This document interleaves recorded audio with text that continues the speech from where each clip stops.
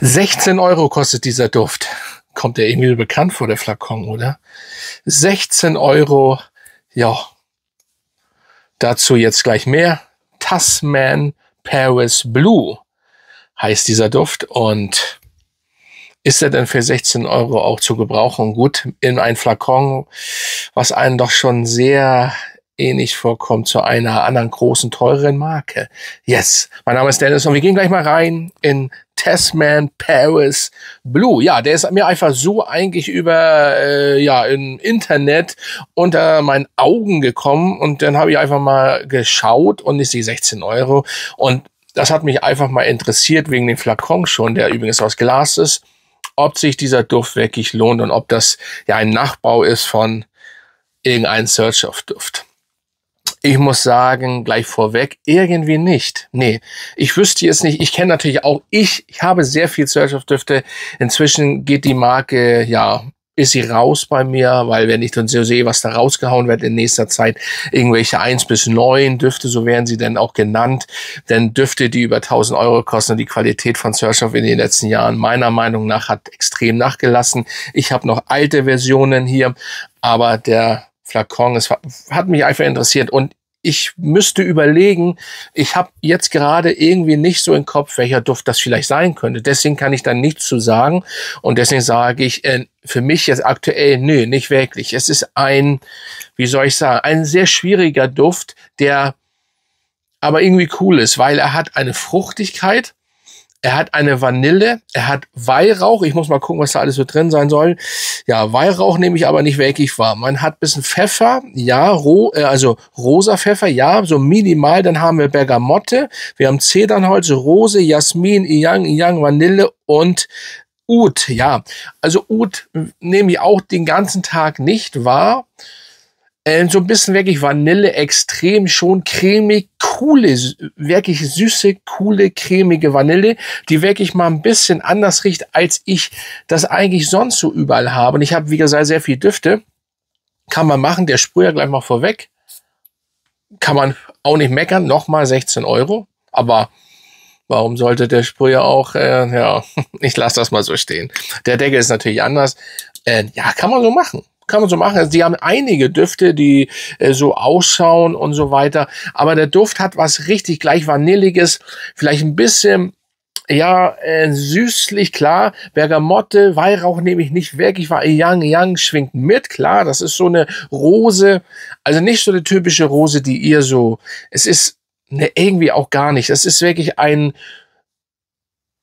ja, es ist ein cremiger Vanilleduft, der so ein bisschen Bergamotte hat, der anschmiegsam ist, der trotzdem präsent ist. Also das ist eine schöne Vanille. Das ist eine richtig schöne, fruchtige Vanille, so ein bisschen, da ist irgendwas im Hintergrund, was man auch so eine Speise, die man so essen kann. Nicht ja, vielleicht eine sahnige Vanillespeise. So müsst ihr euch diesen Duft vorstellen. Und Rose, Jasmin, ja, Jasmin in Ylang kann man so ein bisschen erahnen, ist so da drin. Es ist also so ein bisschen eine vanillige, cremige, sahnige Speise mit bisschen blumigen Antouch.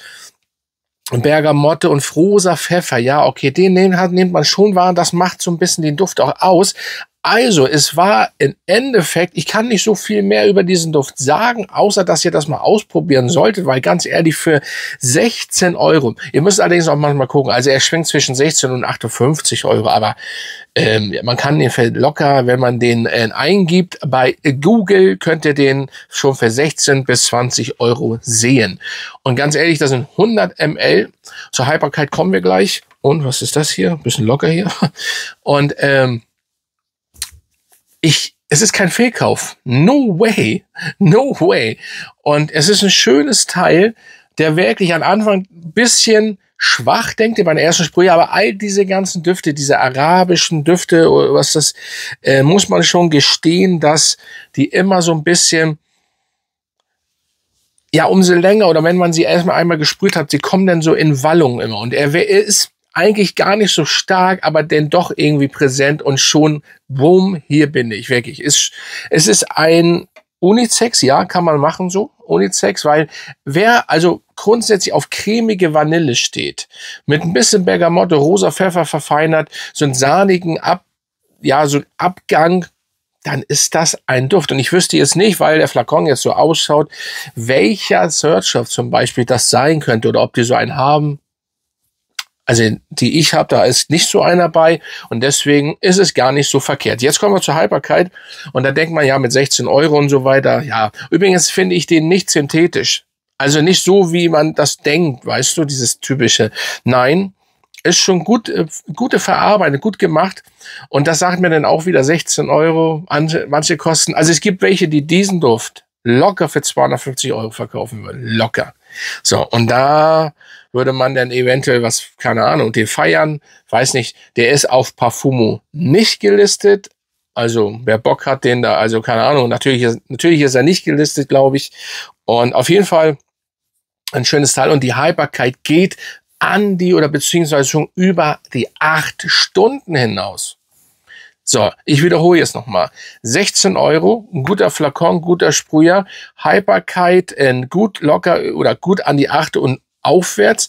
Ein gutes Sillage, ihr werdet wahrgenommen. Am Anfang denkt ihr, aber dann ist schon präsent und eine schöne, cremige, blumenartige, sahnemäßige Vanille mit rosa Pfeffer, bisschen so blumig, minimal blumig, mehr cremig, vanillig, ist schon geil gemacht, muss man sagen. Hätte ich nicht gedacht.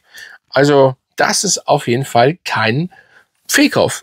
Gut, für 16 Euro kann man da überhaupt, selbst wenn er jetzt Schrott gewesen wäre, könnte man da jetzt von einem Fehlkauf reden.